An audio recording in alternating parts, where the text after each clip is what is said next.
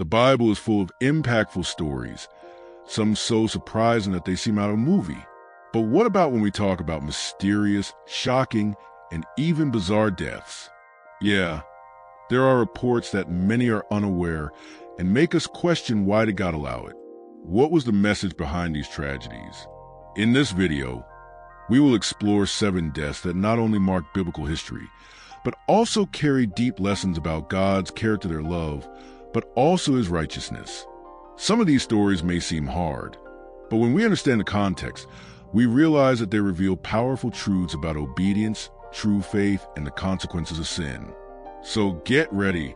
What you will find out here can change your way of seeing the Bible and even your spiritual walk. Are we ignoring signs that can lead us to a dangerous path? Stay with me until the end and find out. Onan was a man who had a great responsibility before God and his own family. His older brother, had died without leaving children, and according to Levirate tradition, he was on one generated offspring to Tamar, his sister-in-law. But instead of doing his duty, he decided to go his own way.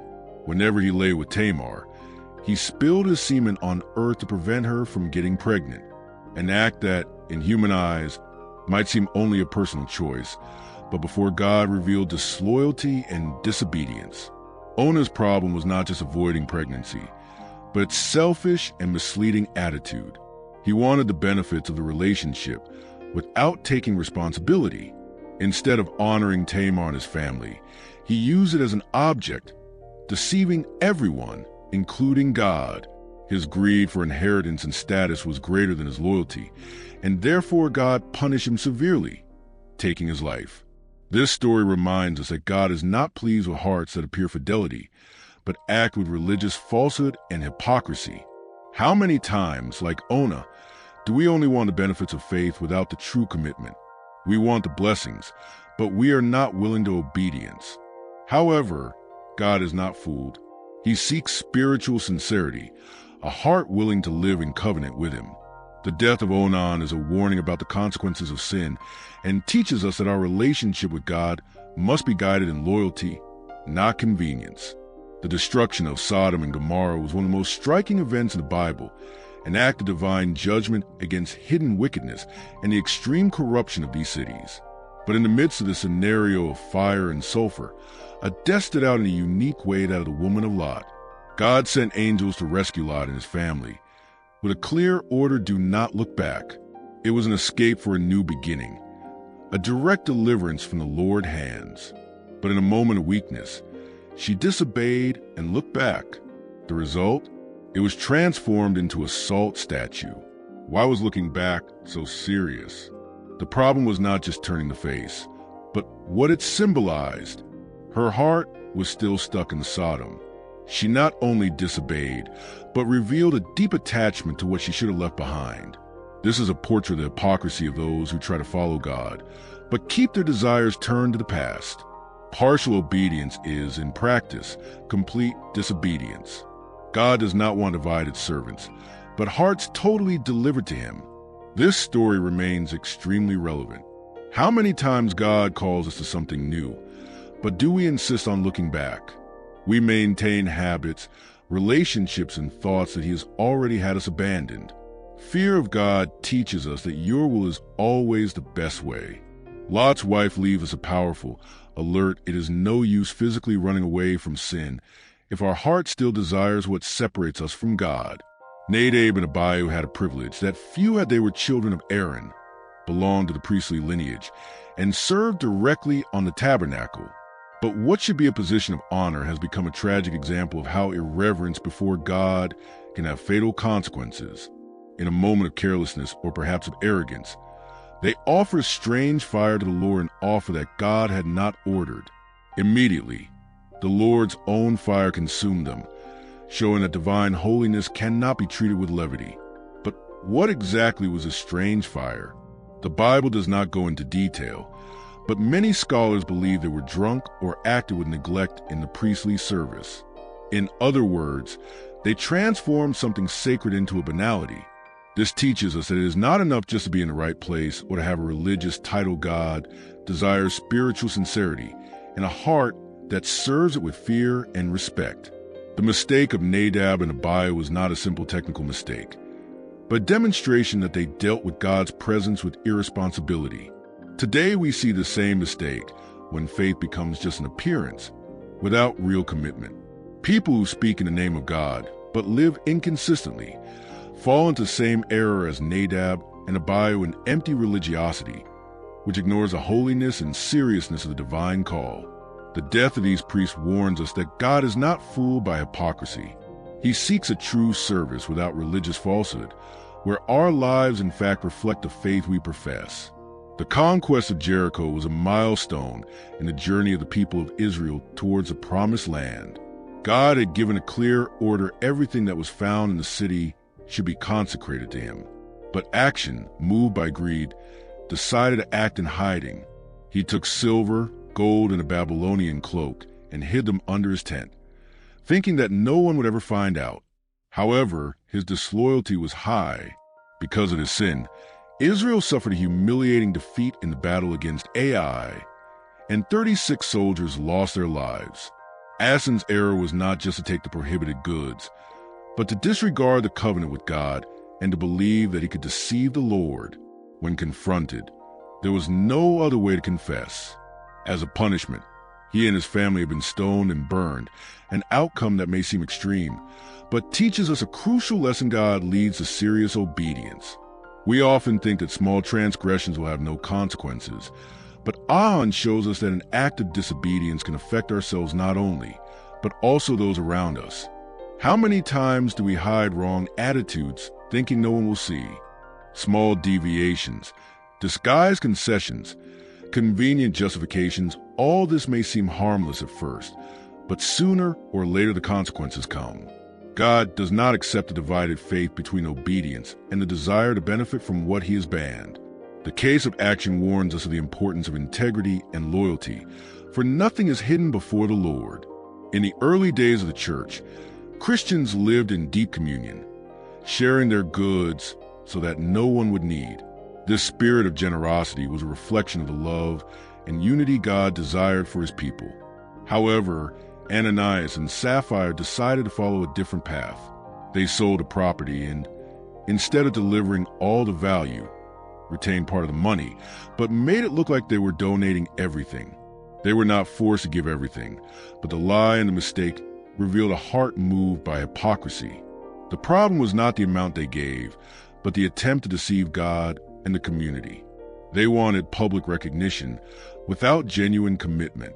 Ananias was the first to be confronted by Pedro and, when exposed, fell dead instantly. Shortly after, Sapphira arrived without knowing what had happened and repeated the lie. The result was the same. It fell dead right there. This story shows us that God takes spiritual sincerity seriously and that religious falsehood does not go unnoticed. Many today live as Ananias and Sapphira, trying to look more spiritual than they really are. They create an appearance of devotion, but hide selfish intentions. The death of this couple warns us to the danger of hypocrisy within faith. God not only wants external gestures, but hearts truly delivered to him. After all, the question was never about money, but about integrity and fear of God. Jezebel was not an ordinary queen. Married to Ahab, king of Israel, she brought idolatry to Baal and promoted a fierce persecution against God's prophets. Astuta and manipulative, he used his power to eliminate anyone who threatened his interests. His name became synonymous with religious falsehood and spiritual corruption. But no matter how untouchable, God did not ignore his hidden wickedness. The prophet Elijah had already decreed his end. She would die humbly, and her body would not even have a decent burial. The moment of reckoning came when Jehu was anointed king of Israel. Arriving in the city of Jezreel, Jezebel tried to intimidate him, appearing in the palace window, makeup and haughty, as if he still had control of the situation. But Jehu was not fooled. He ordered his servants to throw her from the window, and she fell violently to the floor. His body was trampled by the horses, and when they went looking for their remains to bury it, almost nothing left. The dogs had devoured everything, fulfilling Elijah's prophecy to the letter. Jezebel's story is a warning to everyone who uses power to deceive, manipulate, and spread spiritual falsehood. For a while, it may seem that nothing happens, but God sees everything. Pride, hypocrisy, and disloyalty always charge their price. Jezebel thought he could challenge divine justice, but his tragic death proved the opposite. Does this make us think, are we building our lives about the truth and faithfulness to God, or deceiving us with a false sense of security? Herod Agrippa was a powerful man, but his story proves that no earthly power compares to God's sovereignty. He fiercely pursued the church, ordering James, John's brother, and arresting Peter to win the favor of the Jews. His thirst for human approval led him to act brutality, believing that he could manipulate events without consequences. But God is not fooled. When a ruler rises against divine plans, sooner or later, he faces a trial. The height of his arrogance happened when he appeared before the people dressed in bright clothes and began to speak. The crowd, enchanted, began to scream, "It's God's voice, not man." Instead of rejecting this blasphemy, Herod accepted worship as a deity. At the same moment, an angel of the Lord heard him, and he was taken by a terrible disease. In agony, his body was consumed by worms until finally died. He who sought glory to himself found a humiliating and painful end.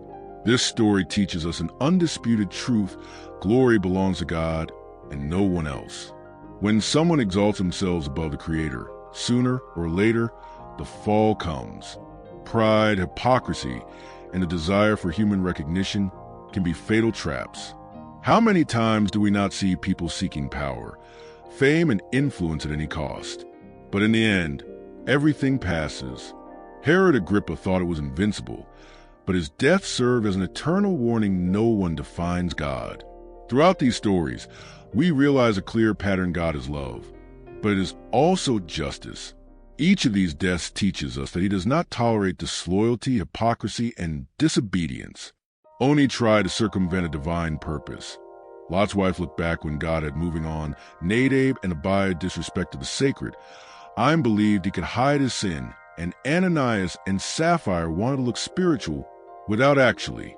In all cases, the consequence came severely. This leads us to an important reflection: are we really living a true faith, or just maintaining appearances? God is not impressed by beautiful speeches or empty practices. He seeks sincere hearts, people who take his covenant seriously. When we look at these stories, the question we should ask is not, why did God act like this? But what does he want to teach me with it? His righteousness is not cruel, but disciplining. For he wants us to live in a righteous manner and in fear of him. And now, after knowing these stories, what does this change in your walk with God? Is there anything that needs to be adjusted? The Bible does not record these deaths only as historical curiosities, but as alerts to each of us. If this content made you reflect, share it with someone who also needs to hear it. And of course, subscribe to the channel and enable notifications to continue following more deep and revealing themes like this.